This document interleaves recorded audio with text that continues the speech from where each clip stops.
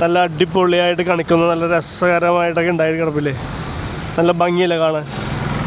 പക്ഷെ ഈ കണിക്കൊന്ന വിഷു ആയിക്കഴിഞ്ഞ് കഴിയുമ്പോൾ ഈ കണിക്കൊന്ന കംപ്ലീറ്റ് ഇല്ലാതെയായി പോകും.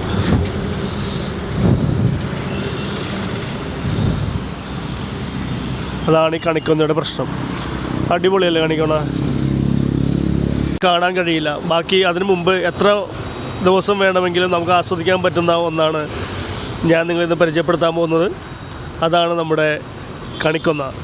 ഈ കണിക്കൊന്ന നിങ്ങൾ കാണുമ്പോൾ എന്ത് രസമായിട്ടാണ് ഇപ്പോൾ പൂത്തു നിൽക്കുന്നത്. വിഷുവിനൊന്ന് കണി വയ്ക്കാൻ നോക്കിക്കഴിഞ്ഞാൽ നമ്മൾ ഒരുപാട് വില കൊടുത്ത് മേടിക്കേണ്ടി വരുന്ന കണിക്കൊന്ന നേരത്തെ തന്നെ പൂത്ത് അത് ഉണങ്ങിപ്പോകുന്നു. നമുക്കതൊന്ന് കാണാം, അത് കൊഴിഞ്ഞു പോകുന്നു.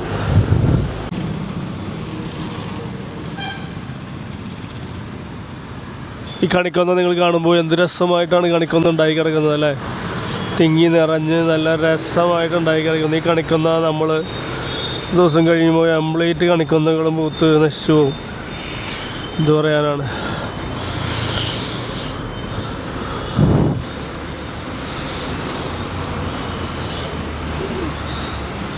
കൊച്ചിയിൽ കേരളത്തിലിപ്പോൾ കണിക്കൊന്നയുടെ കാലമാണ്. കണിക്കൊന്നകൾ ഭംഗിയായിട്ടുണ്ടായി കിടക്കുന്നുണ്ട്.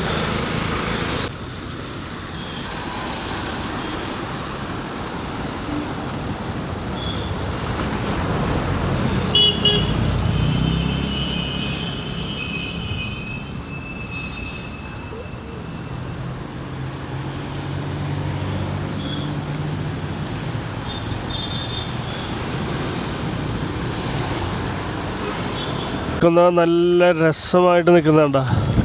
ഈ കണിക്കൊന്ന വിഷു ആയിക്കഴിഞ്ഞാൽ ഉണ്ടാവില്ല എന്നാണ് എനിക്ക് പറയാനുള്ളത്. നിങ്ങൾക്ക് എന്താണ് പറയാൻ തോന്നുന്നതെന്ന് വെച്ചാൽ പറയാം. നല്ല ഭംഗിയാണ് കാണാൻ.